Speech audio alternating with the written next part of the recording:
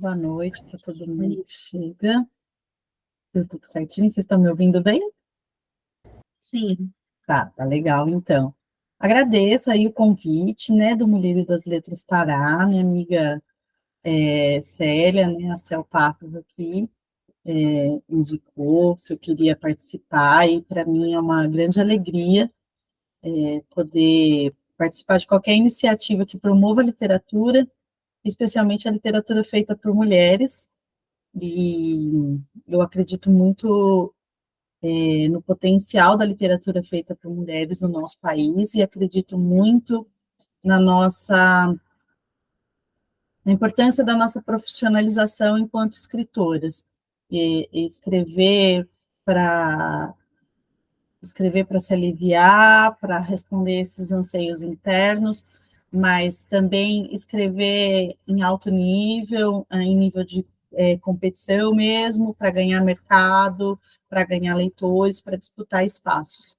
E eu acredito que isso a gente consegue através de conhecimento, né? Através de se apropriar de informação, através de se apropriar de tudo que está nesse universo do livro, né? A gente escreve, mas é importante a gente extrapolar essa dimensão do escrever, né? É importante que a gente leia, é importante que a gente leia pessoas que escrevam diferente da gente, é importante que a gente leia outros gêneros, é importante que a gente leia quem veio antes, e é importante a gente ler quem está vindo agora, e é importante a gente conhecer, sobretudo, o livro, né? Ele acaba sendo a materialização desse nosso anseio por escrever, e suponho aqui que, como eu, muitos de vocês sejam fãs dos livros, e eu, como professora de história, já vou falar um pouquinho mais para vocês da minha biografia.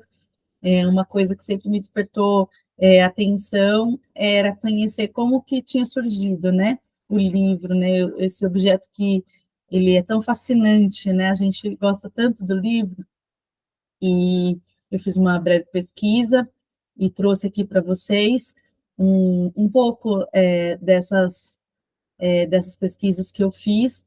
Então, para a gente conhecer a história do livro, a gente está acostumado a conhecer as histórias no livro, né? E a gente vai hoje conhecer aqui a história do livro. Eu vou começar a fazer a apresentação, tá? Eu vou abrir aqui a minha tela, vocês me digam aí se vocês veem. A tela enche aqui para mim, e aí eu não consigo mais ver chat nem as carinhas, tá? Então, se alguém tiver alguma pergunta para fazer em qualquer momento, pode falar, tá? Só me avisa, porque eu não vou estar, não vou ver vocês. Se Aí, alguém quiser também escrever no chat, e eu posso mediar a pergunta, né? Se não puder abrir a perfeito, tela. ótimo, Jennifer, perfeito, isso mesmo. Vocês conseguem ver? Sim, sim. Você pode só testar, passar o slide para ver se passa também? Às vezes, tá, tudo certo. Vamos lá, vamos aqui. Então, legal, como eu falei para vocês, a gente vai falar hoje da história do livro, né? Vamos conhecer aí um pouquinho mais sobre como esse objeto chegou nesse modelo que a gente conhece hoje. Bem, quem sou eu para falar da história do livro?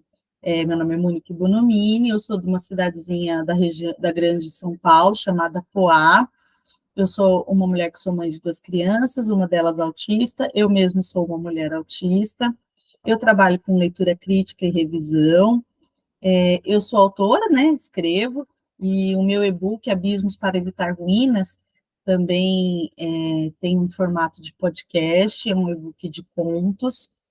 Sou advogada de formação, minha primeira formação é no direito, atuei por alguns anos, depois acabei migrando de profissão, resolvi estudar história, que era um desejo antigo, e aí, por ser história, me tornei professora de história, cheguei a dar aula por um período, mas não me adaptei muito, e aí, hoje eu sou totalmente movida pelos livros, eu leio, eu amo ler, e eu trabalho com os livros, eu escrevo livros, e é assim que eu tenho conduzido a minha história.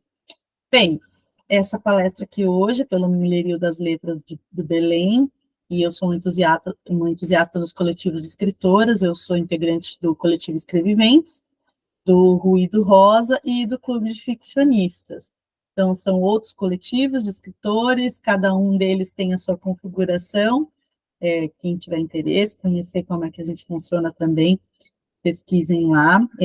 Eu acredito muito no poder de colaboração que os coletivos permitem, né? E agora acho muito interessante não só os autores dos coletivos colaborando entre si, mas os coletivos colaborando entre si.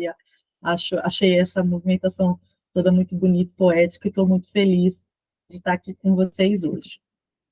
Bem, vamos partir, né?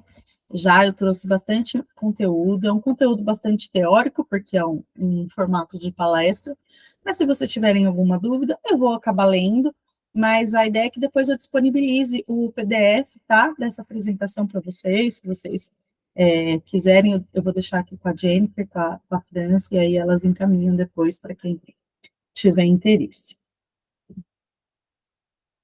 A humanidade tem contado suas histórias desde sempre, criando enredos para transmitir lições importantes e para cultuar o que não pudesse ser explicado, como os fenômenos da natureza.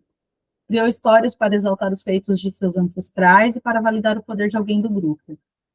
Foi também através das narrativas que formulamos o mundo à nossa volta. Nem sempre essas histórias estiveram escritas, foram longas ou eram muito elaboradas, pois elas precisavam ser passadas adiante, memorizáveis. No entanto, com a invenção da escrita, a memória pôde se ocupar de outras coisas, enquanto o memorável ficava no registro para ser decifrado. E as histórias começaram a crescer e ganhar novas funções, como entreter. Então, eu trouxe uma ilustraçãozinha aí, né, de como os nossos ancestrais registravam e foram sofisticando, como é próprio do ser humano, sofisticar as formas como ele interage com o seu mundo, né, com o mundo à sua volta. Eu não sou uma pessoa que sou contra a tecnologia, mas eu acho que a gente precisa se apropriar da tecnologia, deixar ela mandar menos e mandar mais nela. E eu acredito que conhecer a história das coisas, de como elas nasceram e em função do que elas nasceram, também permite que a gente entenda essa necessidade inventiva, né? Esses avanços que foram sendo criados tecnológicos, e eu acho que assim a gente consegue exercer mais esse papel de domínio e não de dominados. Então, foi com a invenção da escrita cuneiforme pelos sumérios, em 3.200 a.C., a gente usa essa datação ainda, antes e depois de Cristo. Hoje, os historiadores já têm tentado alterar essa nomenclatura, mas como ela ainda é de maior domínio, a gente continua usando ela, tá? Que os homens passaram a registrar suas questões num suporte portátil, no caso, lajotas de barro que continham informações comerciais a priori. Eu trouxe aqui uma tábua maior, não sei se dá para ver legal. Essa era uma placa de argila, né? Elas eram assim mantidas umedecidas, e aí, através de uma cunha mesmo, né? Um instrumento em forma assim de luinha, de meia lua, foi feito todo uma espécie de ideograma, né? Cada um desses símbolos indicavam quantidade, indicavam peso, indicavam o local. Então, essas pedras, né, depois elas eram secas e elas eram verdadeiros documentos. E assim nasceu a escrita, né, 3.200 anos antes de Cristo, a gente já está em 2000, então já são assim, mais de 5.000 anos que a humanidade escreve. Como eu já disse, né, os formatos eles vão evoluindo, então no Egito a escrita já era mais elaborada, através dos hieróglifos, que contavam histórias, mas também reproduziam orações, rituais, e também tinham o aspecto contábil e comercial. Tamanho conhecimento, ele era reservado para bem poucos, e os rolos de papiro, onde os egípcios registravam suas informações, chegavam a conter 20 metros de informação. Né? Então, hoje, o que são os nossos calhamaços de 600, 800 páginas, eram os rolos de 20 metros dos egípcios, os rolos de papiro, né? Esse primeiro suporte maleável, né? Que não era pedra, que não era pesado, e que era possível de ser transportado que era acessível para os egípcios, né? E os egípcios, eles tinham uma cultura muito rica, muito vasta, e eles registravam muitas coisas, mas o conhecimento, ele era restrito, né? Os sacerdotes no Egito, só quem dominavam a leitura e decifrar essas escritas, os escribas, eles eram, quando a gente pesquisa a história, os escribas, eles eram uma classe, né, social dentro do Egito Antigo, para vocês terem uma ideia da importância, né, que se dava a quem escrevia, a quem detinha o conhecimento, né, de decifrar o que estava escrito ali. E eu acho que, especialmente hoje em dia, que a gente é bombardeado com informação deturpada, mentirosa, eu acho que decifrar o que está escrito ainda continua sendo um poder muito grande e ainda ele é um poder restrito, né? Se a gente pensar nos últimos dados de qualidade da nossa educação, então eu acho que é um paralelo com a história antiga que é interessante de fazer e de refletir. Esse aqui é um modelo de papiro que está descrevendo todo um ritual, então tem o sacerdote lá em cima, né? O papiro, ele era extraído de uma planta que era muito abundante nas margens do Nilo e acabou se tornando, assim, muito valiosa essa planta, essa matéria-prima para fazer esse material. E também os egípcios, eles tinham essa habilidade de criar pigmentos. Então, muitas cores, né, foram inauguradas aí pelos egípcios. Existe hoje em dia todo um debate que, para quem gosta de história, eu recomendo que vá atrás de documentário, tem aí sobre a representação dos egípcios, né, na história hoje, né? Hoje a gente sabe que os egípcios, eles não eram pessoas brancas, a gente sabe que o conhecimento deles era um conhecimento muito poderoso dentro de África, né? E que esse conhecimento ele acabou migrando, ele acabou sendo aconteceu aí uma troca de informações com os gregos. Então há quem diga, né, que muito do que as escolas gregas registraram nada mais era do que conhecimento adquirido a partir dos egípcios. Mas essa conexão, ela não é bem feita, né? A gente na escola aprende as coisas separadas, né? Então, assim, os gregos, os egípcios. E hoje em dia essa comunicação, né, entre África e Europa, né, e esse, né, poder, esse conhecimento todo que nasce, né, na África, ele vem sendo reivindicado, e eu acho muito interessante, a historiografia está se preparando, assim, a gente não tem ainda muito material, material robusto, é importante dizer que muitos e muitos povos da África ainda se debruçam sobre a tradição oral, e, e a gente, falando aqui de livro, percebe o impacto, porque os europeus, eles passaram a registrar, né, as histórias e os conhecimentos, enquanto muito do conhecimento do povo africano e de todos os povos que habitavam aquela região eram transmitidos oralmente, e aí, né, veio as diásporas, o imperialismo, as colonizações, as guerras todas, e muito dessa cultura oral foi se perdendo, e existe a necessidade, né, de se corrigir historicamente um desequilíbrio que sugere, né, que lá não havia uma cultura, lá não havia conhecimento, lá naquela região não havia história. É muito parecido com o que acontece com os nossos próprios povos originários aqui no Brasil, né? Então, reivindicar esse intercâmbio, né, é muito importante. E aí a gente começa a entender um pouquinho o papel do livro, né, o papel do papel e da escrita na própria história, né? E reforçamos aquilo que já foi dito da dominância, né? Então, quem escreve, quem conseguia ter um suporte para receber o que foi escrito, acabou exercendo um poder sobre quem não, né? Então, isso tudo vem de antes, né? É uma reflexão que eu acho interessante, já que a gente está falando de história do livro.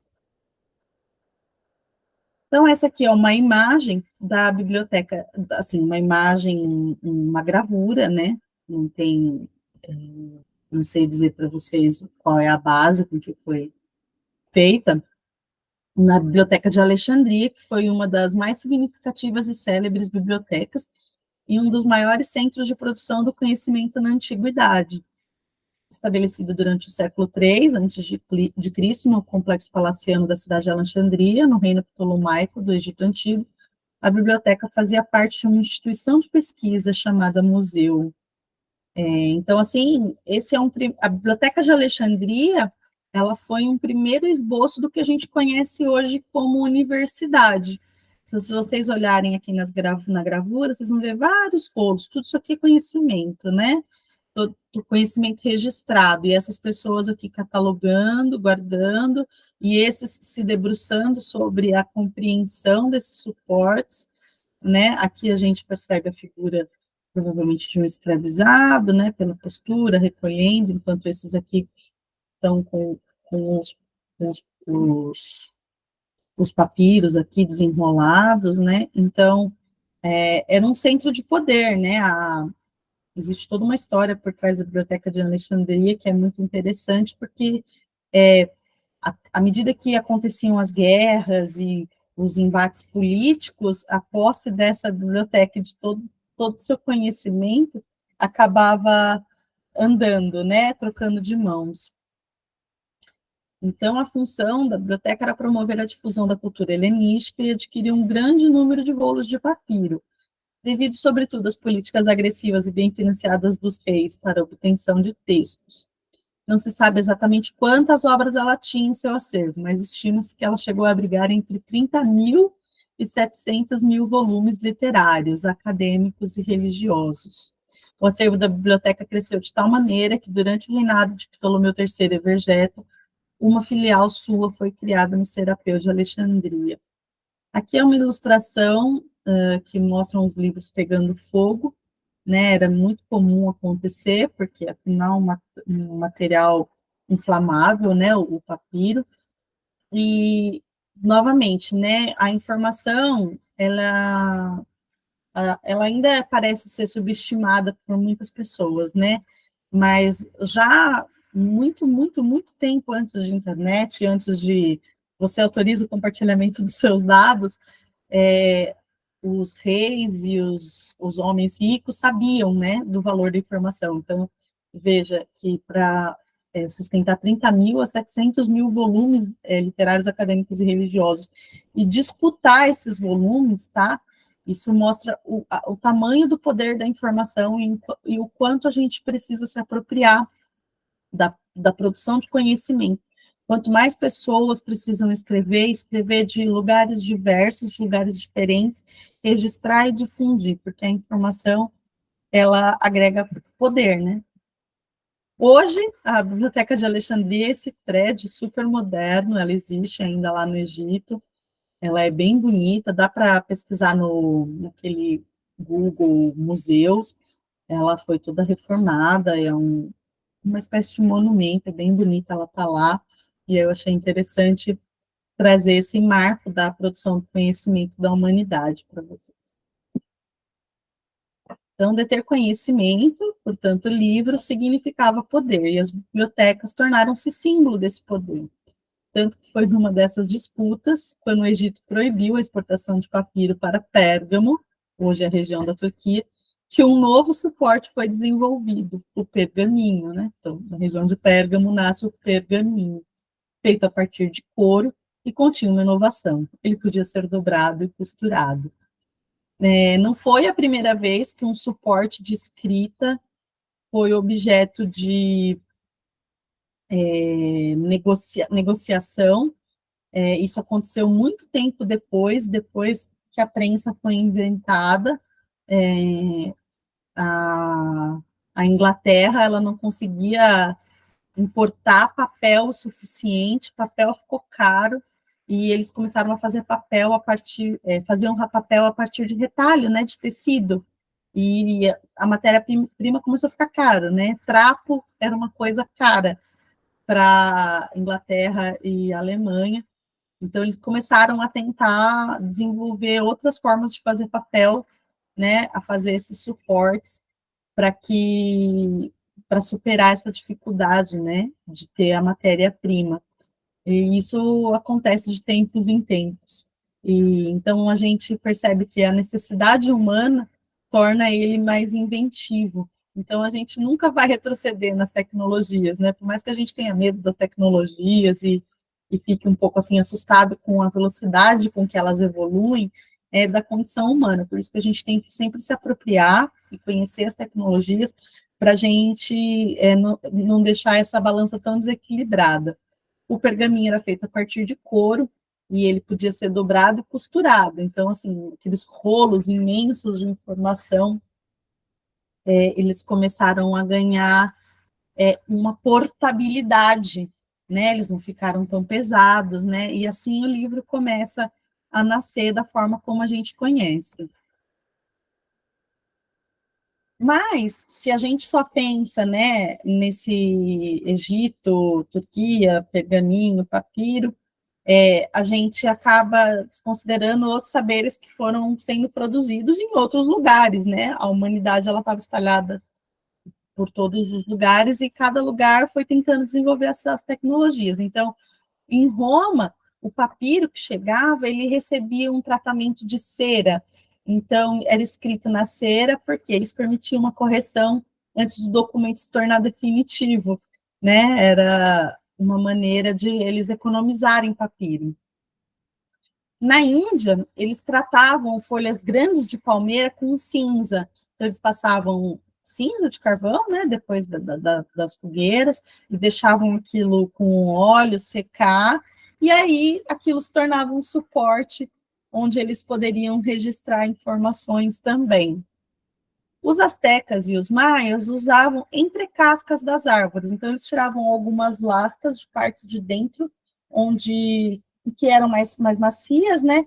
E faziam uma espécie de livro sanfonado. Eu acabei não colocando aqui, mas os astecas, os incas, aliás, eles também tinham um sistema de linhas com algumas miçangas, né? Então, inicialmente ele era mais usado para informar valores, números, né? Mas depois de um tempo foi sofisticando esse sistema de bolinhas e eles começaram a fazer registros também de histórias, né? De batalhas, histórias importantes para os reis. Então, cada sociedade foi percebendo que talvez era preciso registrar de alguma forma o que era escrito, o que era produzido de conhecimento, para que aquilo tivesse uma coisa fosse mais perene, né? Que não se descartasse e que não dependesse tanto de uma pessoa só passar para outra, né? Foi um comportamento social que existiu em várias outras populações de humanos e acabou uma tecnologia prevalecendo sobre a outra, mas a gente traz isso aqui só para a gente imaginar que em todo lugar as pessoas elas estavam buscando maneiras de tornar mais definitivo aquilo que elas produziam e achavam importante deixar registrado. Foi no ano de 105, depois de Cristo, que o chinês Tsai Lun, ao realizar experimentos com uma tela de pano esticada no bambu e aplicando fibras maceradas, descobriu um suporte que absorvia melhor a tinta. Assim nascia o papel. A descoberta do papel revolucionou o Império Chinês e foi utilizado apenas pelos chineses por quase 600 anos, né? Então, vocês vejam, só lá em 105 eles descobriram e ficaram por 600 anos guardando esse conhecimento para si. Só lá no século XII, então, meados de 1300, os mercadores árabes trouxeram o papel para o Ocidente. Então, hoje em dia, existem oficinas que fazem papel para arte mesmo, para o pessoal fazer, não só desenhar, mas também para fazer aplicação de decoração, e é muito bonito. Eles usam a celulose, né, essas fibras de celulose no caldeirão, assim, de água, e eles vêm com uma tela que parece uma tela de pintura. Tem bastante na internet, acho interessante, e aí a gente percebe por que fica aqueles fiapinhos, né, na estrutura do papel, fica bem bonito. Eu acho muito interessante a gente ver como é que a inventividade do ser humano funciona, né. Com a difusão do papel por outras culturas, o formato de códice, que é esse formato que a gente tem hoje, né, de folhear, começou a ser mais utilizado, deixando para trás o volumen, que é esse modelo de rolinho que a gente via com os papiros, possibilitando posteriormente o desenvolvimento da imprensa e a maior democratização do uso do livro, e ajudando a estabelecer a forma linear de pensamento que possuímos hoje. Tanto o papiro quanto o pergaminho, não só eles eram caros, como eles eram pesados, né? Então, existia todo um cuidado também, porque para transportar isso. Quando vem o papel, isso fica muito mais leve, né? Então, esse papel ele pode circular mais. Então, isso acaba, essa informação começa circulando, outras pessoas começam a acessar, e assim nasce a imprensa, porque o papel ele é mais barato de se conseguir, né, do que o papiro, que demanda aquela planta que tem em determinadas regiões, não cresce em todo lugar. O mesmo pergaminho é a base de couro de animal, então, por mais que você tenha uma variedade, aquilo só tem um tamanho limitado, né? Já o papel ali na planta, ele é produzido em maior volume. Então, isso acaba permitindo que sejam as tiragens, né, dos livros maiores, né, e aí permite o nascimento da imprensa também. Eu trouxe aqui para vocês um videozinho, eu não vou passar inteiro, tá bom? No final dessa apresentação, tem os links para quem quiser assistir com atenção, né, o volume todo, mas é só muito curioso, porque quando os livros começaram a ser feitos em papel, eles ganharam um status de arte, né? Então, havia todo somente entre os monges, né? Havia todo uma ritualística para preparar o livro. E esse vídeo aqui mostra um pouquinho, eu vou passar um pedacinho para vocês, tá bom? Vocês conseguem ouvir? Sim, sim. Tá dando para ver legal? Sim. Tá legal. In the Middle Ages, parchment was used to make the pages of books. Parchment was made from the skins of animals. The transition from a fresh skin to a surface suitable for writing was a slow and laborious process. The result was parchment, a smooth and durable material that could last over 1,000 years. Before parchment could be written on, it had to be specially prepared. First, the parchment was rubbed with pumice powder and then dusted with a sticky powder. These steps made the surface receptive to inks and colors. The whole finished skin was then cut down to the size of the pages needed for a particular book. The vibrant illuminations in a medieval manuscript often overshadow the words on the page, yet the writing of the script was as important as the painting of the images. The tools of a scribe, the person who copied the text onto the page, were simple. Pens, called quills, were made from the feathers of a bird, which were soaked in water, dried, and hardened with heated sand. The scribe carved the quill to a rough point, cut a slit to draw ink down, then trimmed the point to the proper width. Scribes made ink from a variety of materials. Gallnuts, growths found on oak trees, were often used to create a dark black ink. Black ink was also made by dissolving a common carbon substance. Medieval scribes and their patrons prized a regular and elegant script. If a scribe made an error, he would scratch it out with a penknife. An illuminator decorated the pages of a manuscript using paint and precious metals. He began only after a scribe had finished copying the text. Thin sheets of precious metals, like gold leaf, were always applied first. Once the gum base dried, the moisture in the illuminator's breath was enough to make the small piece of gold leaf stick to the page. Then the illuminator brushed away the excess. Each color was made from a vegetable dye or a mineral substance ground up and dissolved in liquid. Once the illuminator applied black outlines and delicate white highlights to the figures and vines, the illumination was finished. Não vou parar aqui, mas depois, se vocês quiserem assistir, o link está na apresentação. Opa, acho que fugiu aqui. Então, vocês vejam muito do que a gente falou, né?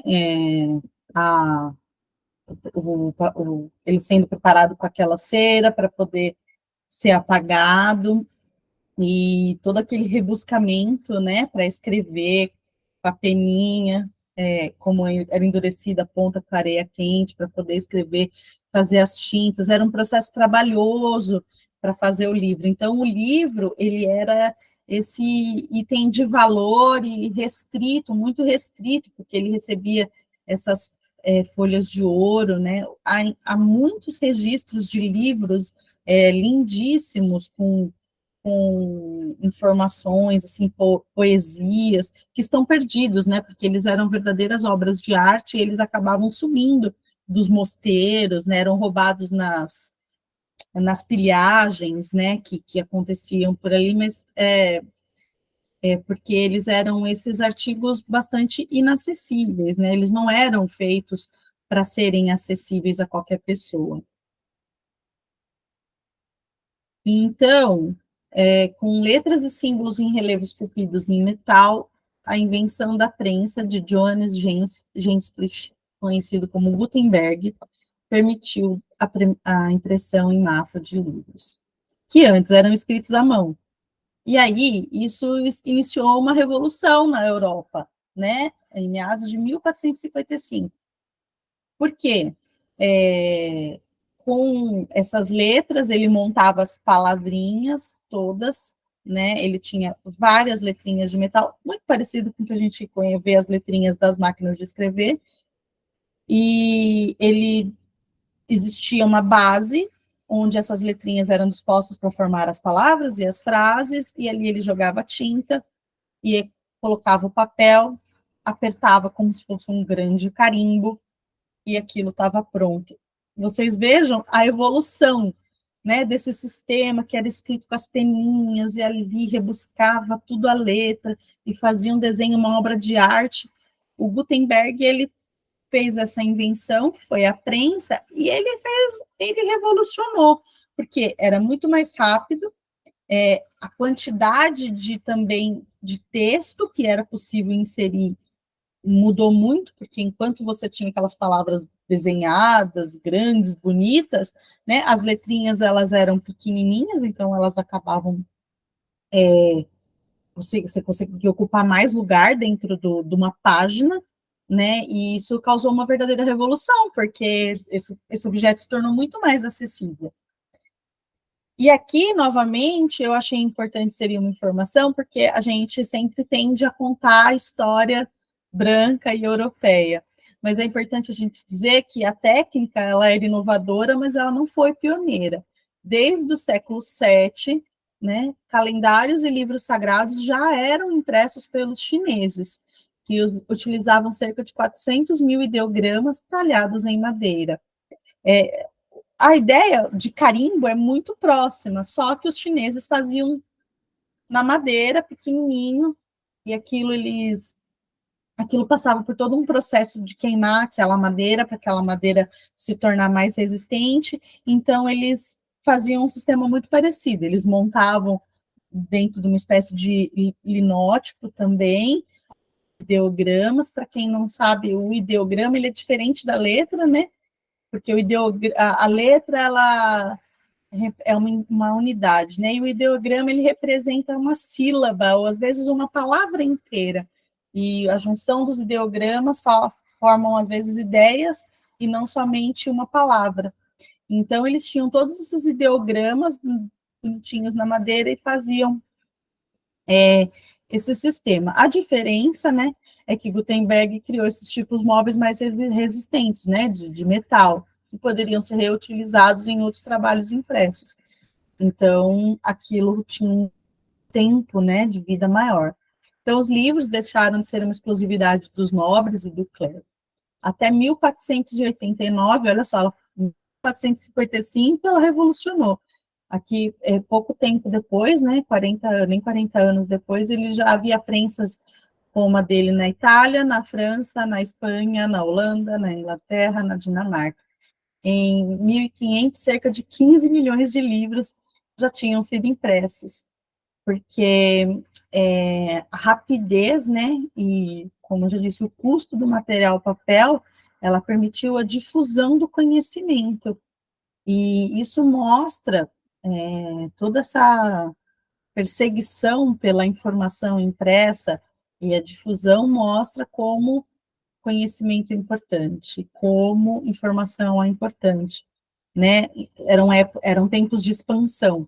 Se a gente pensar aqui em França, Espanha, Holanda, Inglaterra e Dinamarca, pensar em contexto histórico, eram países que estavam o tempo todo em conflito, né, por dominância, né?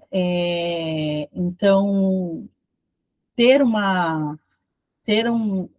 possibilidade de produzir conhecimento para o seu grupo, para suas comunicações, para registrar os seus feitos, para registrar a sua economia, tudo isso se tornou muito poderoso, né? Fez a informação circular muito mais, né? Então, a gente nasce a imprensa, porque nascem esses panfletos, nascem os folhetos, as pessoas, elas começam a valorizar, aprender a ler e a escrever, porque era uma coisa até então para os nobres, né, para a igreja.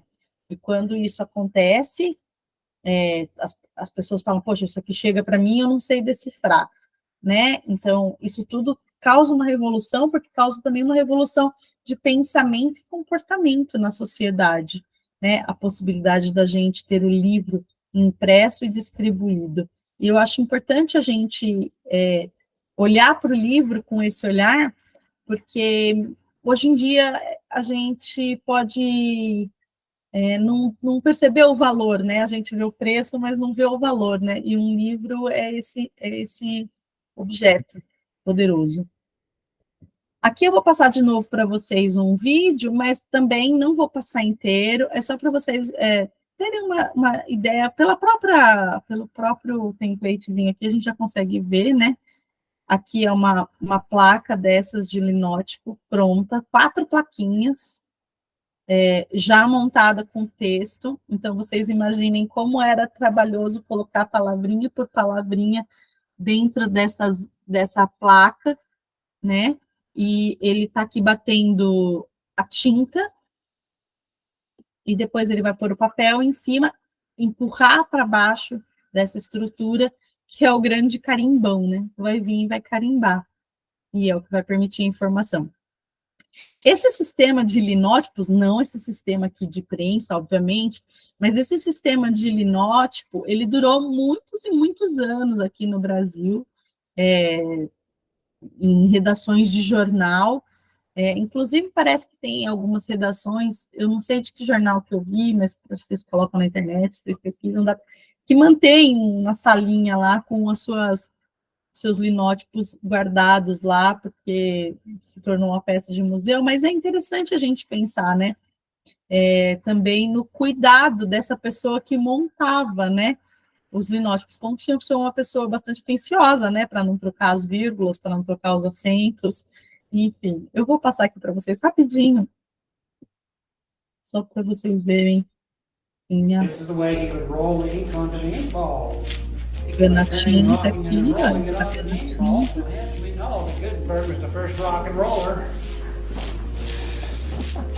Aqui é a base onde vai ser preso o papel. Eu vou empurrar um pouquinho aqui.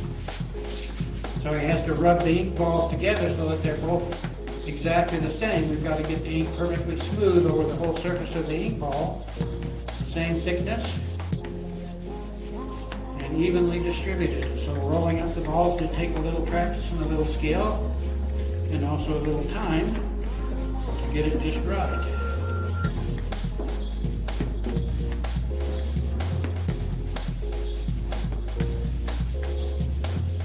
What do you think? That look pretty Valeu good? bastante tinta. These are Gutenberg lollipops. How about a lick?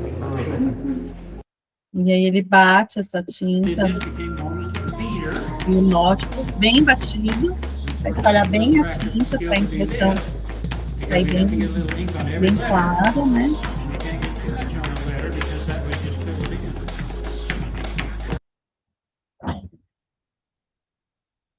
Worked very well with Gutenberg's oil-based ink. So he had to soften the paper off.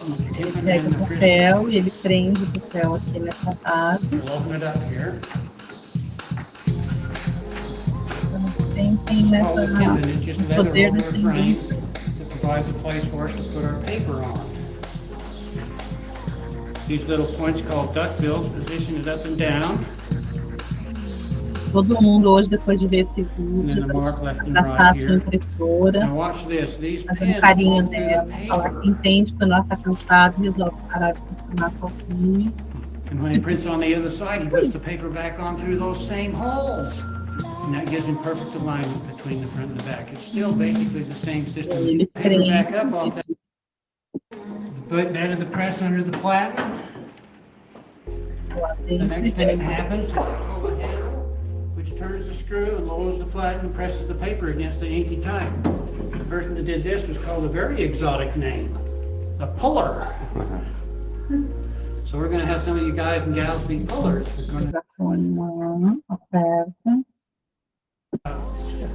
go for it. Well, that sounds pretty good. It's hard.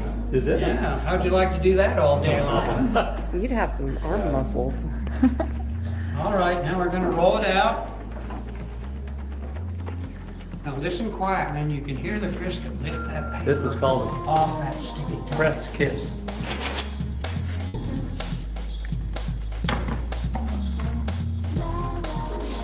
E aí, tá lá, 4 páginas de texto Wow. Did a pretty good impresso thinking job and a pretty good pulling para job. circular. E aí, de repente, esse conhecimento ele já podia circular de maneira mais democrática.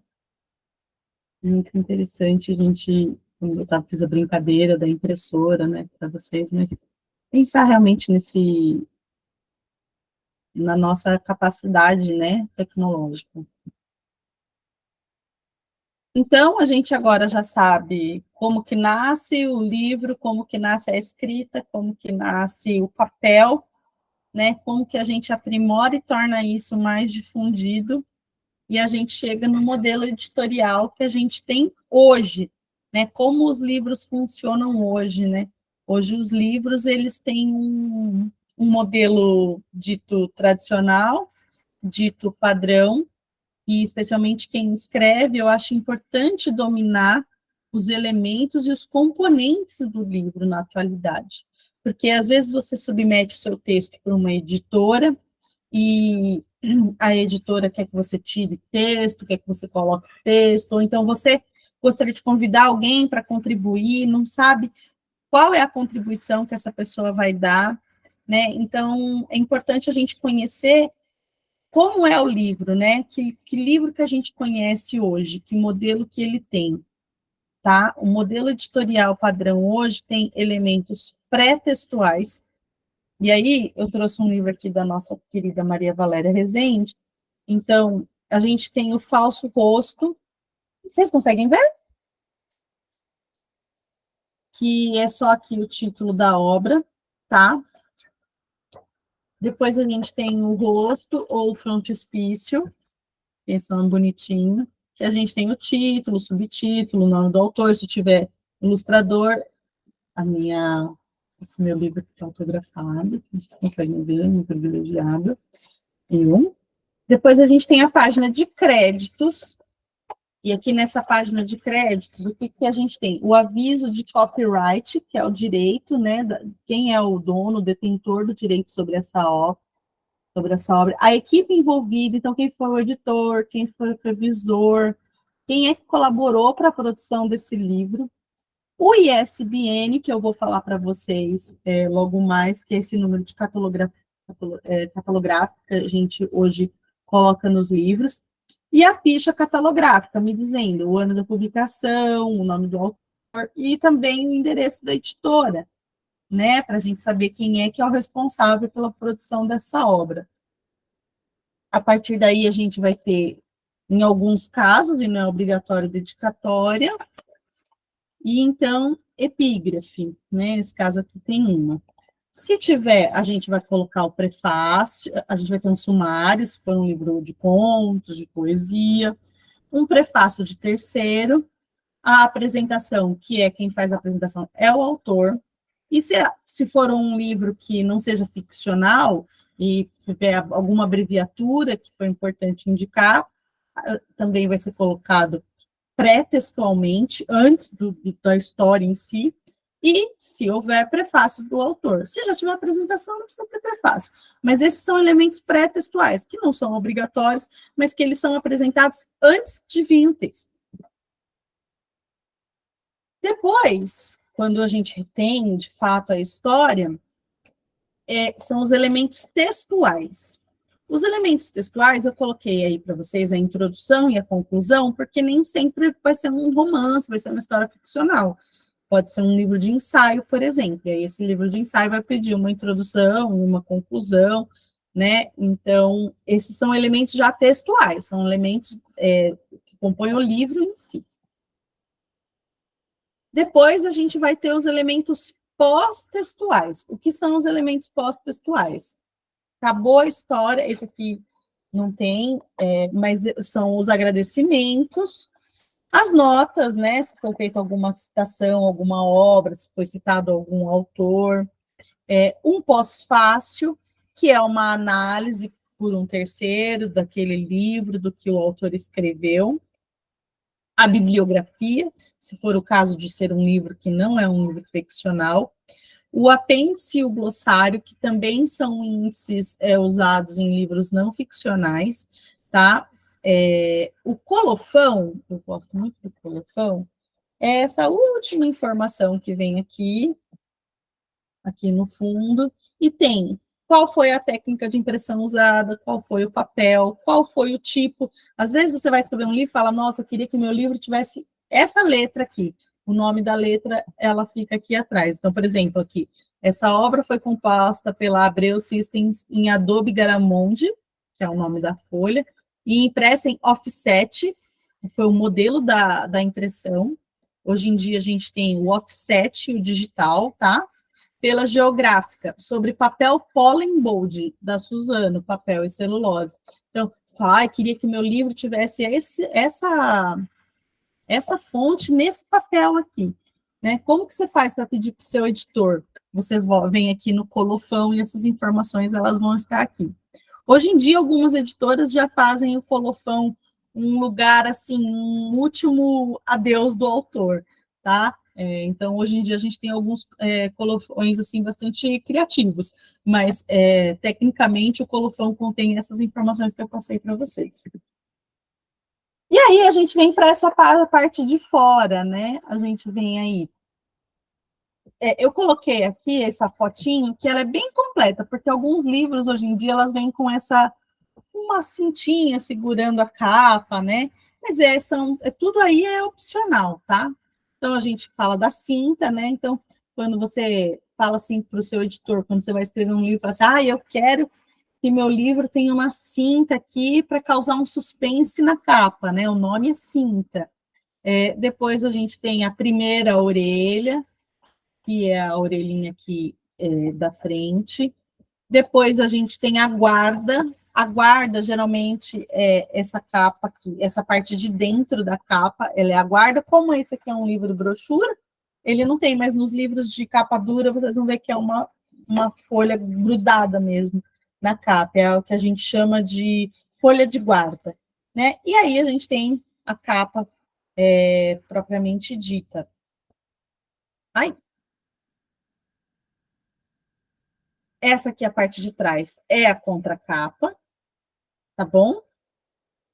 E aqui a gente tem a segunda orelha. Aqui no cantinho a gente tem a lombada. E essa folha que geralmente sobra aqui dentro, essa folha que sobra, a gente chama de folha de rosto. Tudo isso porque o escritor, quando ele tem um livro pronto e ele vai mandar para a editora, ele tem que se apropriar do objeto livro para dar palpite. Então, ele fala assim, olha, eu não gostei que na primeira orelha ficou a minha foto, eu quero que a minha foto venha na segunda orelha. Olha, a minha quarta capa, eu achei que ficou texto demais, eu quero um texto menor. Olha, eu quero que a minha guarda seja ilustrada. Olha, eu quero a minha folha de rosto aqui limpa. Essa folha de rosto, eu não quero nada escrito nela, porque é o espaço que eu vou usar quando eu for fazer o autógrafo. Ou para eu fazer... Entende? É importante. A gente pode pensar, Monique, mas para que você está falando tudo isso para a gente? Porque quando você fala para o seu editor, ai, eu quero aquele negocinho assim, sabe aquele negocinho que vem assim por fora? O editor, ele te dá um valor como autor. Quando você fala para o editor, eu quero uma cinta cobrindo a capa, ele sabe que você sabe do que você está falando. Então, para ele dizer, não, isso vai aumentar o custo, ele vai ter que elaborar mesmo. Tudo que a gente tem falado aqui, eu tenho reforçado desde o começo, é sobre o poder da informação e o conhecimento, né? Então, o poder de a gente saber como é feito um livro e qual o valor do objeto livro, não o preço, o valor do objeto livro, também é para a gente se impor quanto ao que a gente quer. E aí você pode fazer um livro sem orelhas também, um livro não é obrigatório ter orelhas. Por quê? Um livro com orelha, ele é bonito, mas ele fica mais caro, porque é mais papel. E aí você fala, não, eu não quero que meu livro tenha orelhas. Eu quero que meu livro, os meus leitores consigam ler em qualquer lugar e seja fácil de manusear. Então, eu quero uma capa mais fina, não quero esse papel tão grosso. Quando vocês dominam o objeto, vocês também conseguem se apropriar das exigências e das demandas que vocês vão fazer. E que vocês falam, eu quero a minha lombada, eu quero a minha lombada trabalhada, eu quero a minha lombada ilustrada, eu quero que o nome da minha lombada venha no outro sentido. Por exemplo, se você for fazer uma autopublicação, né? Você pode dominar mais etapas do processo de feitura do seu livro se você conhece tudo que ele tem de componente, né? Escrever um livro não é só escrever um livro. E é isso que eu quero, assim, que eu acho importante que os escritores se apropriem disso. Eu falei para vocês que ia falar um pouquinho mais do ISBN. O ISBN, hoje, ele é emitido pela Câmara Brasileira do Livro, antigamente ele era emitido pela Biblioteca Nacional, e ele é o International Standard Book Number, é um padrão internacional de numeração de livro, é um padrão numérico criado com o objetivo de fornecer uma espécie de RG para publicações como livros, artigos e apostilas. Esse número, o ISBN, ele é usado por mais de 200 países, e ele facilita a comercialização do livro por redes de varejo e a catalogação por bibliotecas e sistemas gerais, e ele se tornou imprescindível para qualquer publicação. Então, hoje, é uma autopublicação, é um livro artesanal, é um plaquete, é importante ele ter o ISBN, porque se ele tem um ISBN, ele entra numa biblioteca. Se ele tem um ISBN, ele consegue entrar num sistema de livraria, porque o ISBN, ele vai gerar esse código de barra aqui, né, que já vem o próprio. Cada número, são 13 números que compõem o ISBN, tá? Cada número indica quem cada autor vai receber um número quando faz o seu cadastro na Câmara Brasileira de Letras, cada país tem um número, cada editora tem um número, tá? É indicada a edição da obra, então esse número aqui, ele facilita a catalogação. Imaginem só, né? A gente viu lá a Biblioteca de Alexandria, que ela tinha 30 mil rolinhos. Como será que eles organizavam esses 30 mil rolinhos, né? Como saber cada um desses rolinhos, quem tinha escrito, que informação que tinha, então punha na prateleira. Um dia caiu alguma coisa da prateleira lá, alguém ia fazer uma faxina mais desavisado, misturava uns rolinhos no chão, pronto, tinha que abrir o rolinho todo para entender o que era, tinha que rezar para alguém que soubesse ler, tá lá. Então, o ISBN, ele é para catalogação, e ele é um número usado por mais de 200 países. Então, o seu livro, ele pode circular mais livremente. Hoje em dia, é muito comum que bibliotecas de universidades estrangeiras abram editais de compra de livros de outros países. Se, por exemplo, numa universidade americana, eles têm um núcleo de estudo de língua portuguesa, é muito provável que eles abram editais para comprar obras de língua portuguesa, para os seus estudantes estudarem língua portuguesa, e assim por diante. Então, se ele tem um número de catalogação, que é um número universal, esse livro ele pode circular. Por isso, eu recomendo que você vai fazer uma autopublicação usando o KDP da Amazon, que é aquele sistema de e-books da Amazon. A Amazon diz assim que eles têm o próprio número de catalogação deles e que você não precisa ter o ISBN. O que ela não diz é que esse número de catalogação só serve para a Amazon. Então, a gente pensa que o ISBN ele é importante porque ele por várias instituições além da Amazon. Então, considerem, né? Considerem fazer para todas as suas obras, ainda que sejam obras autopublicadas, ainda que sejam publicações independentes, ainda que sejam publicações artesanais, terem um registro, tá? Porque é a identidade do seu livro, né? É a cédula de identidade do seu livro, e é para isso que serve o ISBN. Mas a gente foi falando da evolução dos livros, né? Então, a gente falou aqui do papel, a gente falou da escrita, falou de quando o livro era uma pedra, né? Um barro, uma placa de barro seca. E aí, chega aqui, né, nos tempos atuais, a gente tem o e-book. O e-book é um livro eletrônico, é um livro em formato digital. Qual que é a questão do e-book? Ele precisa de um leitor, né, um software para decodificar que viabiliza a sua leitura.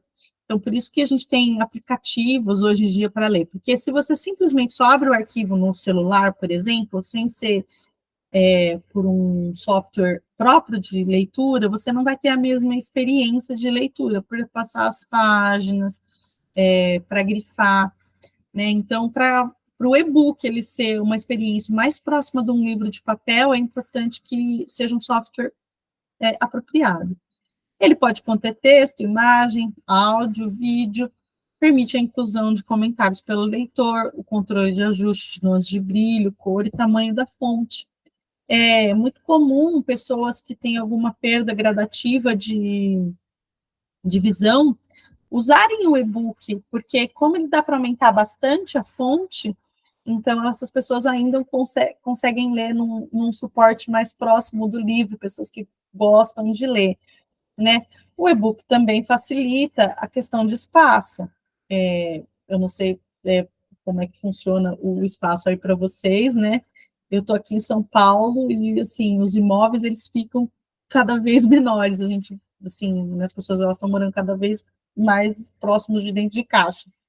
Então, não tem espaço para ter biblioteca, para ter estante, né? Eu mesma aqui na minha casa, nem sei se dá para ver aqui, os meus livros, eles são todos encaixotadinhos, porque a gente precisou fazer uma reforma para o quarto do meu filho, e a estante que eu tinha de livros não comportou mais. E aí a gente recebe o e-book, né, um aparelhinho, cabe muito livro aqui dentro. Então, essa é a vantagem do e-book. Ah, mas eu prefiro livro físico. Não tem problema, gente. Pode preferir livro físico, pode preferir e-book. Não é uma questão de prevalência. Uma coisa não mata a outra. E, novamente, eu falo, quando a gente fala de livro, a gente está falando da história do livro, é se apropriar, né? Então, a gente tenta enxergar os lados positivos do e-book e a gente tenta enxergar os lados positivos do livro de papel. O livro de papel, ele oferece uma experiência de leitura diferente, porque ele não reflete, né? Não tem luz, você não precisa de energia para carregar, né? Para o livro você pode ler em qualquer lugar. né? Que não, você não vai precisar carregar ele em lugar nenhum, não vai acabar a bateria dele. Então, ele tem as suas vantagens, mas o e-book é um novo formato. Eu não gosto de pensar que o e-book é um formato para substituir o livro físico, mas ele é um novo formato, né? Eu acho que é uma possibilidade de a gente também gastar menos papel, ter uma experiência mais sustentável no consumo do livro. Eu, particularmente, não sou uma pessoa fetichista com livro, né? Assim, livros de capa dura, todo bonitões, assim, tem 3, 4 edições do mesmo livro. Eu não sou essa pessoa, mas tem gente que é. E aí ela pode investir o espaço e o dinheiro dela em obras que ela realmente deseja colecionar, e livros que ela fala, esse livro eu não vou querer colecionar, ela pode ler em e-book. Então, eu acho que a gente pode pensar num uso mais equilibrado das coisas, e não necessariamente estabelecer uma batalha entre os suportes. Só para vocês terem uma ideia, em 1971, Michael Hart, considerado o criador do livro eletrônico, deu os primeiros passos para que a ideia do livro eletrônico se tornasse realidade. Ele digitou a Declaração de Independência dos Estados Unidos, foi o primeiro documento da história da humanidade a se tornar um documento eletrônico. Mais tarde, ele fundou o projeto Gutenberg, né, obviamente inspirado no Gutenberg, biblioteca digital mais antiga do mundo, que realiza a digitalização de livros em domínio público, arquivos e os disponibiliza gratuitamente. Lembram que eu falei para vocês lá na Biblioteca de Alexandria, que vinha as guerras, vinha as batalhas, pegava fogo a Biblioteca de Alexandria, perdia um monte de livro. Esse é um outro formato da gente armazenar o conhecimento, todo o conhecimento que a gente produz, e hoje em dia é muito conhecimento, né? Porque a escrita se difundiu, porque a informação se difunde, hoje a gente tem uma capacidade muito maior de armazenar. Lembra que lá no primeiro slide eu falei, né, da gente contando histórias curtas e simples para a gente poder memorizar. A gente evoluiu tanto que a gente consegue hoje guardar muita informação num dispositivo muito pequeno e preservar isso, né, perpetuar isso. Mas nem só um livro tradicional, nem só um e-book são formatos possíveis de livro. A gente tem o plaquete, que é um livro fininho, pequenininho, ele não vai ter essa lombada, porque ele é bem pequenininho, que geralmente é um plaquete de poesia, com poucos textos. O plaquete, ele é legal para quem ainda não sabe o público comprador do livro, né? Se você ainda vai ter, não sei, eu queria fazer um livro, mas não sei se eu vou ter gente para comprar. Você pode fazer um plaquete, porque o custo dele vai ser menor, vai ser uma primeira experiência com uma impressão, com a escolha de fonte, com a escolha de cor, com a escolha de papel, né? E é uma primeira experiência de venda, né? De repente, você fala, eu tenho umas poesias aqui, vou fazer um plaquete, vou tentar vender, né? Um livro, ele já tem um outro custo, ele já demanda uma outra produção. Um plaquete, ele é um livro menorzinho. Mas também a gente tem o livro cartoneiro. Se vocês observarem aqui, o livro cartoneiro, ele é uma espécie de livro artesanal, mas a capa dele ela é feita com papelão de reciclagem. O movimento cartoneiro, ele surgiu na Argentina. Uns catadores acharam uns livros no lixo, e aí eles resolveram recuperar esses livros e fazendo as capas de papelão mesmo. Eles pensaram, por que a gente não faz os nossos próprios livros? Essa comunidade de pessoas mais humildes e pessoas mais simples, né? Começou a escrever os seus próprios livros e encadernar os seus próprios livros a partir desse material. E com isso você tem uma produção de saberes de uma classe, você tem a produção de saberes de pessoas para quem talvez pensar numa gráfica não fosse acessível. Essas pessoas elas começaram a fazer os próprios livros a partir do lixo, né? E contar e registrar, né? É muito bonito esse movimento cartoneiro. Hoje em dia, existem pessoas que usam o movimento cartoneiro no aspecto da reciclagem mesmo, mais ambiental e mais distante desse conceito social onde ele nasce, né, da produção de literatura por classes menos privilegiadas, mas ainda assim é um motivo nobre, então eu acho interessante para quem tiver interesse depois pesquisar na internet outros formatos de livro cartoneiro. E a gente tem os livros artesanais. Eu trouxe aqui o livro artesanal da minha amiga Yara Fers, que tem uma editora chamada Arpileira, e essa capa dela aqui, por exemplo, ela é bordada, isso aqui é uma cera, uma folhinha seca, aqui ela rasgou. Então, assim, aqui o nome é bordado também, ela é todo manual, né? O processo dessa capa aqui, desse livro, ele é todo manual. Então, você tem uma mistura de artesanal com livro, e você traz um conceito não de exclusividade, mas de uma coisa mais lenta, mais devagar. A gente tenta sair um pouquinho do mundo da quantidade, da produção em massa, das tiragens grandes, para tiragens menores, com capas produzidas uma a uma, né? Então, assim, o livro ele tem todo um tempo de construção. E eu acho que vira mais ou menos um meio do caminho, né? Porque a parte interna pode ser ou não, tá? No caso desse livro aqui, da Arpileira, a parte interna ela é impressa, em uma impressora, mas essa parte externa tem esse trabalho, e a costura, né? A lombada dele é costurada. Então, você tem uma volta àquele tempo dos monges que trabalhavam na parte artística e estética do livro, com uma combinação com a tecnologia, que é o miolo, você imprimir através de um sistema mais rápido e tecnológico. Então, eu gosto bastante. Esses livros têm ISBN também, eles são comercializados com código de barra, tá? E são livros com identificação e valem como publicação, concorrem a prêmios. É muito interessante conhecer. Hoje em dia existem outras editoras, tá? De livros artesanais, também aí pesquisem na internet, que é bastante interessante. Tem capas muito bonitas, né? E eu acho que é um movimento muito bacana. E aí trouxe também a ideia do audiobook, né? Que é o audiolivro. A narração do conteúdo de um livro em voz alta. Apesar do termo ser novo aqui para a gente, parecer novo, né? Hoje está mais em alta. A palavra audiobook surgiu na década de 70. Lembra lá que também o e-book, né? O livro digital também surgiu em 71. Sendo que já nos anos 30 existiam livros em áudio com foco em disponibilizar conteúdo para pessoas com deficiência visual.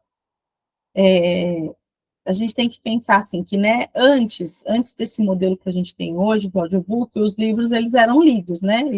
Hoje em dia existe toda uma dramatização, uma preocupação com efeito sonoro mesmo.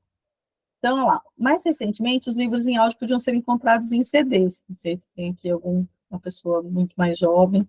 CDs eram disquinhos assim, que a gente colocava ou no computador, ou num CD-ROM, ou num CD player, e aí a gente conseguiu ouvir. Já nos dias atuais, graças a novas tecnologias, eles estão disponíveis em aplicativos. O Esquilo, e aí eu vou falar do Esquilo, ele é um aplicativo que o usuário pode acessar e ouvir audiobooks. A Audible, ela é da Amazon e ela acaba de surgir no mercado brasileiro. Ela lançou faz 6 meses aqui no Brasil. Mas também há os livros no Spotify. E tem muitas outras plataformas. Essas plataformas são as plataformas grandes. Não sei se vocês lembram, lá no começo, quando eu me apresentei, eu disse que eu era autora do Abismos para Evitar Ruínas. O Abismos para Evitar Ruínas é o meu primeiro trabalho solo. E eu gravei 10 dos 12 contos que estão no e-book. Eu gravei, disponibilizei no Spotify num formato de podcast, porque ele saía um episódio toda semana, e hoje ele já está lá integral para quem quiser ouvir 10 das 12 histórias. Eu acho um recurso interessante. Por quê? Porque a pessoa ela pode estar lavando louça e estar ouvindo o livro, ela pode estar dirigindo e estar ouvindo o livro, ela pode estar no transporte público, que às vezes é lotado e está ouvindo um livro. Eu, particularmente, gosto bastante do formato, não só para pessoas com deficiência visual, mas também por isso. Então, mais uma forma da gente difundir o que escreve. Então, não é o formato que é uma novidade, mas é a maneira da sua difusão, né? Antes, para o audiobook circular, ele tinha que estar num CD, né, ou numa fita, que é mais antigo ainda, e hoje não, né? Hoje está dentro do celular, a gente consegue acessar com muito mais facilidade. E a experiência é outra também. Então, você tem livros que são best-sellers, acabam sendo narrados por grandes atores, pessoas aí que são bem conhecidas na mídia. Então, você tem uma outra experiência, né, de áudio, é muito interessante. Eu gosto bastante. Para quem ainda não ouviu nenhum audiobook, eu recomendo experimentar. Tudo isso que eu falei para vocês, eu trouxe a referência aqui, eu vou disponibilizar depois o PDF para a Jennifer, e elas mandam para quem tiver interesse. Eu agradeço a participação de todo mundo, falei bastante, né? 1h30 falando. E aí, se alguém agora tiver pergunta, se alguém tiver curiosidade, se alguém quiser falar alguma coisa, alguma impressão, fique à vontade, tá bom? Muito obrigada, Monique. Deixa eu ver se minha câmera está aparecendo. Ai, minha câmera sempre dá bug. Mas, se alguém quiser, reitero, né? Se alguém quiser comentar algo, Wendy, fica à vontade, Wendy. Obrigada, Jennifer. Nada. Monique, foi lindo de ver. Eu estou apanhando para fazer a minha dissertação e eu estou estudando sobre a história da leitura, e você veio falar aqui do papiro, eu lembrei das leituras que eu estou fazendo, né? E de quanta evolução até chegar no e-book, né? No tablet. E essa ideia de dizer, eu tinha esse receio do tablet substituir o livro, o e-book substituir. Mas são experiências diferentes, né? Com a nossa lida corrida, a gente vai optar em ler pelo celular, mas você já falou aí de aplicativos, porque quando você está na tela, ela fica apagando, apagando, e você já fica irritado. Então, depois eu te peço até essa dica de aplicativos para o celular, tá? E só gratidão mesmo de ouvir tanto, e essa coisa que você mencionou, né? Conhecimento é poder, a gente precisa ter. Então, na hora do livro, às vezes a gente não conhece realmente todos os elementos, né? Muito obrigada por tudo isso, viu? Só gratidão mesmo. Querida, obrigada. Feliz que você tenha gostado. Espero que some aí na sua dissertação, que seja um sucesso. Coloquei aqui o Ridera, que é um aplicativo que eu uso bastante no celular. Ele lê EPUB, ele lê MOB, ele lê PDF, ele dá para marcar página, fazer destaque. Eu gosto bastante dele. E é um aplicativo que, como você falou, não apaga. Quando está lendo, recomendo bastante. É bem levinho também, não ocupa muito espaço, marca a última leitura. Muito bom, fico feliz que você tenha gostado, viu? Obrigada pela oportunidade. Obrigada, Wendy, pelo comentário. A Regi levantou a mão. Pode falar, Regi. Então, Monique, prazer, Rejane, eu sou bibliotecária de formação, então fiquei morrendo de saudade de escutar falarem, sabe? Porque justamente a disciplina História do Livro das Bibliotecas, né? A gente nos remete a toda essa era aí de Gutenberg, e também esse contraponto que tu colocaste, que eu acho extremamente importante, sobre ninguém prevalecer o outro, porque eu ainda fico nessa luta às vezes, porque eu não quero que o livro em si morra, o papel, né? E a gente briga muito sobre isso, porque nessa era tecnológica é como se um chegasse para que o outro não existisse, não é por aí. Tem que haver esse aspecto. E aí, interessante tu teres colocado também o despir do livro, que é como eu coloco, né? As partes dele, porque todos têm uma função, mesmo que não obrigatórias. E aí quem não conhece passa batido pelo livro sem entender exatamente o que a lombada está fazendo ali, o que o colofão representa, o que é o ISBN, que é um código, né, que lá tu lê cada item que tu queiras reconhecer o teu livro. Então, assim, muito obrigada por esse momento nostálgico que eu vim para cá, vim te escutar. Adorei mesmo a tua palestra e eu acho, assim, que foi muito... ela abrangeu bem, de forma que todo mundo se concentrou, agora vai olhar um livro um pouquinho diferente. Obrigada. A Rejane, que lindo, eu amo as bibliotecárias, porque vocês fazem um trabalho tão bonito de organizar, né, e de ser também intermediárias, né, do livro do leitor. Então, parabéns aí pela sua profissão, sucesso, muito feliz que tenha despertado tudo isso em você, obrigada mesmo. Obrigada a você também. A França levantou a mão também, pode comentar, França. A Wani, acho que é assim que se pronuncia, mandou uma mensagem aqui pelo chat. Oi, Monique. Olha, muito obrigada mesmo por essa palestra, foi muito importante para a gente, né? E uma experiência que eu tenho quando eu lancei meu primeiro livro, e a gente tem aquela expectativa de que a gente quer que todo mundo compre, né? E quando eu tive o feedback de uma amiga, ela disse que a filha dela queria ter, né, ler o livro, mas ela não podia porque ela tinha baixa visão. Então, eu corri para fazer essa adaptação para a Amazon, deixar disponível para ela fazer a leitura pelo Kindle e deixar ali. Então, para mim, hoje, com todo esse progresso que a gente tem com o livro, o mais importante é que pessoas que têm algum tipo de deficiência, elas podem ter acesso ao livro. Isso também é uma forma de democratização da literatura. Então, é um processo que nós estamos aqui empreendendo, né, com muito esforço, né, com muita vontade de fazer tudo isso acontecer, né? E a sua contribuição para trazer essa história foi maravilhosa, viu? Muito obrigada. Ô, França, querida, que bom, fico feliz que eu tenha trazido esse olhar para vocês, né, de que as coisas podem conviver, a gente precisa, eu digo assim, que a gente tem que dominar, né, a gente tem que dominar sempre a tecnologia, então se a gente aplicar cada uma das tecnologias para o que ela funciona melhor, né, as coisas elas podem coexistir.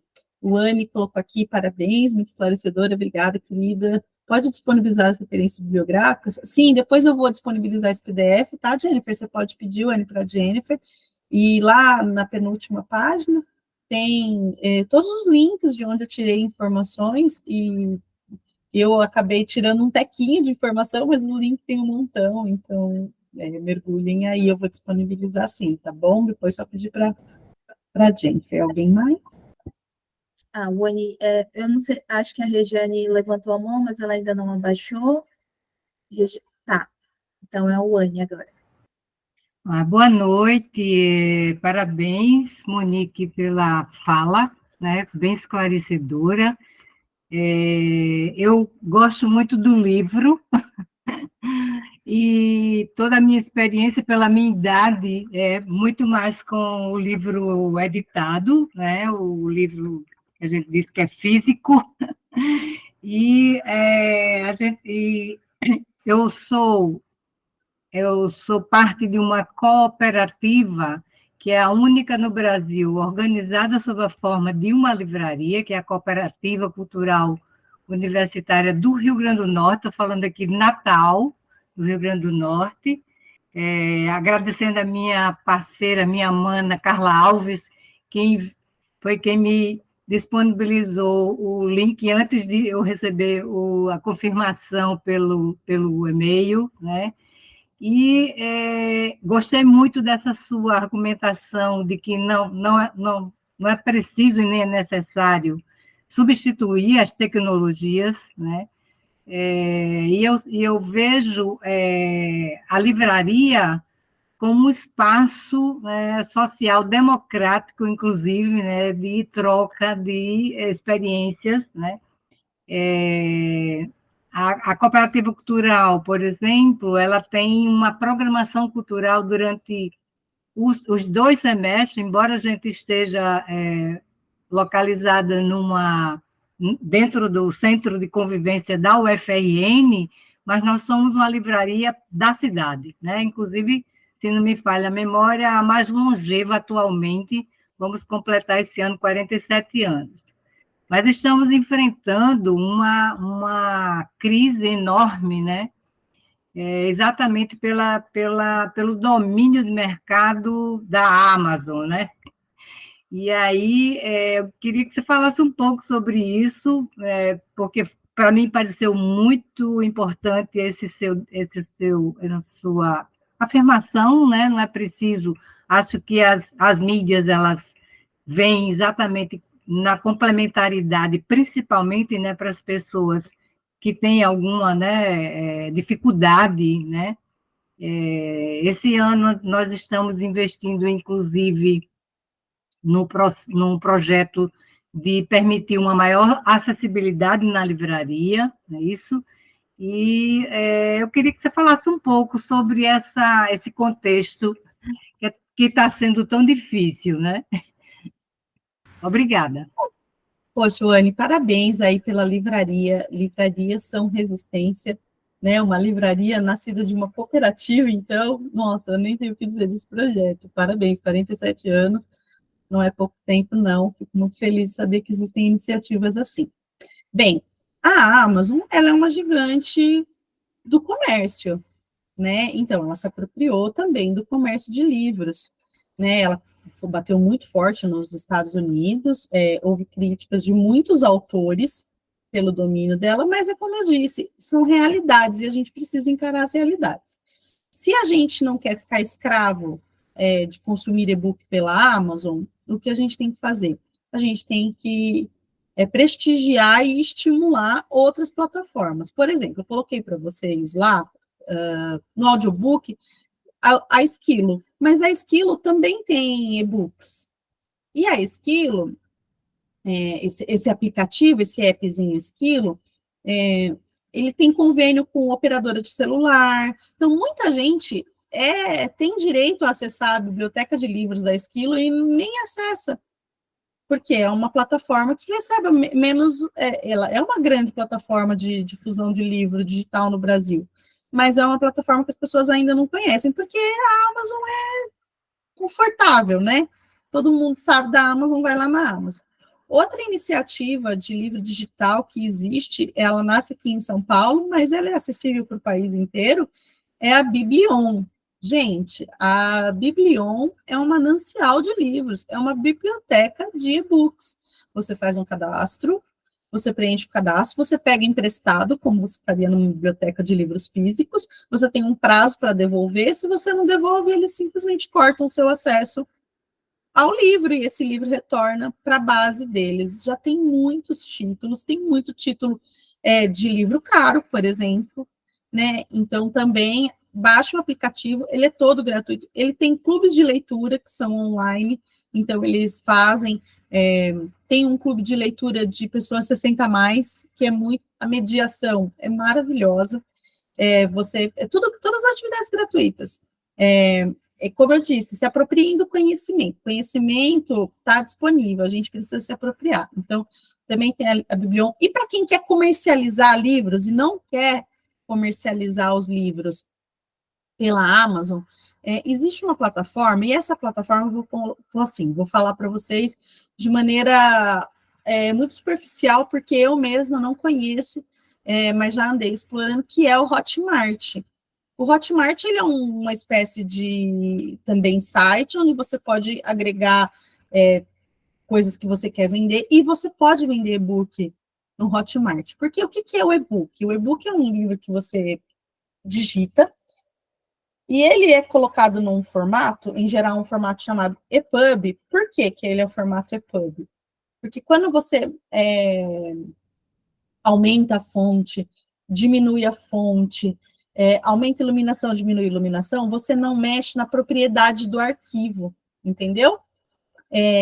Esse formato, ele é um formato, de fato, que ele permite você mexer em algumas estruturas do texto sem mexer no texto. Por isso que ele é diferente de um Word, por exemplo. né? E o PDF, apesar de ser bastante também difundido e acessível, o PDF ele não tem essa maleabilidade de aumentar e diminuir. Então, não sei se vocês já tiveram experiência de ler o PDF no celular, fica bem pequenininho. É difícil ler o PDF no celular. O PDF ele é uma ferramenta, ele é uma extensão, um tipo de arquivo feita para a gente ler em tela sem poder alterar o texto, em tela de computador. Ele ainda não sofreu assim uma atualização que deixasse ele confortável para a gente ler no smartphone.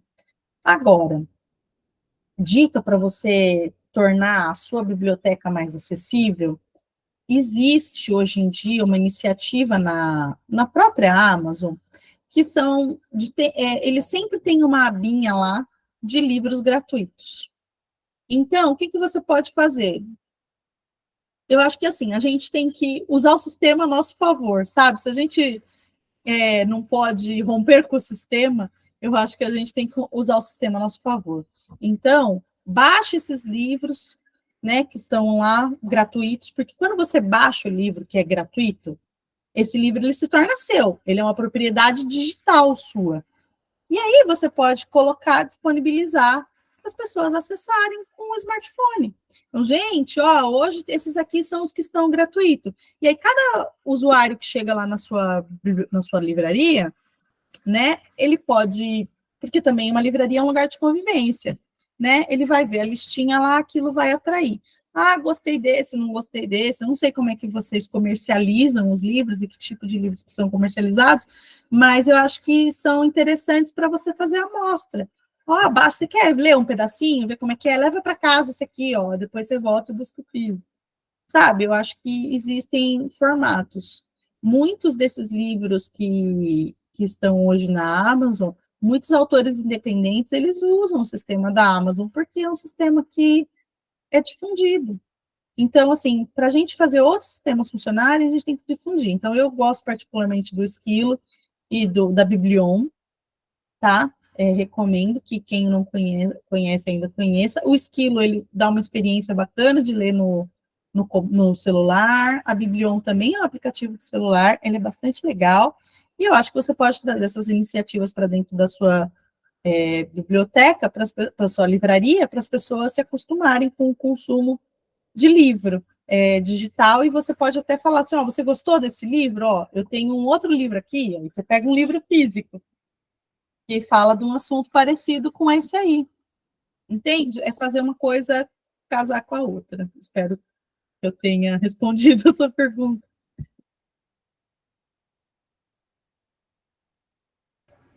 Sim, perfeito. Muito obrigada. Obrigada, Cel, querida, minha amiga querida. Obrigada por prestigiar, por estar sempre acompanhando e tudo que eu faço com todo carinho. Obrigada, viu? Muito obrigada, Monique. Eu só queria comentar também, agradecer pela fala, né, pela palestra. Foi muito bom ver alguns assuntos, assim, eu sou da área de letras, mas eu também estudo um pouco sobre a história do livro e da leitura, e é bem interessante ver o quanto o livro foi realmente algo, quanto a popularização, na verdade, né, do livro, e das narrativas em si, né, foi objeto de ameaça mesmo, né, porque essa detenção do conhecimento, né, do acesso a essas narrativas, e aí eu pensei muito também quando o romance ele foi popularizado pelos jornais, que aí eu puxo um pouco a sardinha para a minha pesquisa, né? Em que eles eram publicados em folhetim, né, por capítulo, e havia muito o costume de recortar, né, e fazer, a própria pessoa fazer o seu próprio livro, né? Então, iam fazendo as coleções dessas narrativas que eram publicadas em capítulos, né, todas cotadas, enfim, e aí via como se fosse um catálogo, né, para preservar aquela narrativa, talvez para ler, enfim. E eu estudo também alguns autores, algumas figuras religiosas que diziam que o livro era perigoso, de fato, porque, diferente dos discursos, né, eles eram permanentes, digamos assim, né? O livro está na sua estante, por exemplo, ele vai ficar lá por um bom tempo, você pode consultar, você pode esquecer, enfim. E é exatamente o que a Surama comentou aqui também no chat, né? Até hoje o livro é uma ameaça, pois ainda há censura. Exatamente, porque quando a gente vê o livro muito mais do que um objeto em si, né? Ele tem toda uma estrutura específica, mas o que está contido nele vai perdurar também, não só ele enquanto objeto, né? Mas ele enquanto experiência mesmo. Eu acho que é isso que ameaça de fato, né? Também. E é muito bom ver na sua fala, inclusive, né, as diferentes formas que a gente vai enxergar o livro, porque geralmente quando a gente vê o livro só, de fato, minha câmera às vezes vai dar, mas a gente de fato vê apenas esse formato, né, mais tradicional, digamos assim, que a gente está acostumado. Mas o livro é tudo isso, né? É o audiobook, é o livro digital, enfim, diferentes formas que você já comentou. Mas é isso, muito obrigada. Olha, aqui a Wani mandou, né, o arroba, acho que é do Instagram, né, da cooperativa. Muito bom saber dessas iniciativas. Realmente as livrarias são atos de resistência, inclusive. Eu acho que muito do mercado livreiro e literário hoje, como os livros artesanais, né, que eles realmente são uma nova experiência para a gente. Vão muito mais do que a compra de um objeto específico, né? Bom, é isso. Muito obrigada, Monique. Muito obrigada a todos os participantes. A quem não assinou a lista, por favor, não esqueçam de assinar. Nós vamos enviar o slide, né, o PDF da Monique, que vai ser disponibilizado para o e-mail de quem está assinando a lista, e o certificado também, tá? Daqui a 15 ou 30 dias, dentro, né, entre 15 e 30 dias, a gente está enviando o certificado para todo mundo, tá bom? Gente, quero agradecer a presença de quem ficou até agora, quero agradecer a todo mundo que interagiu. Vou passar aqui meu arroba, Monique Bonomini também, para quem quiser seguir lá no Instagram. E desejo aí vida longa, iniciativa, sucesso para o Milheiro das Letras do Pará. E quem quiser trocar ideia, falar de livro, eu estou sempre às ordens, porque eu gosto muito. E contem comigo aí, para qualquer coisa que vocês precisarem, viu, gente? E contem também com o Mulherio Coletivo, né, Mulherio das Letras de Belém e de outros estados também, que a gente vai divulgar as próximas ações, vai divulgar as ações até o evento do Encontro Nacional, vamos se integrar aí, né, entre as autoras, enfim, e as leitoras também, né, os leitores, para fazer circular essas histórias e esse conhecimento. Muito obrigada a todos. Tchau, tchau. Boa noite, bom descanso.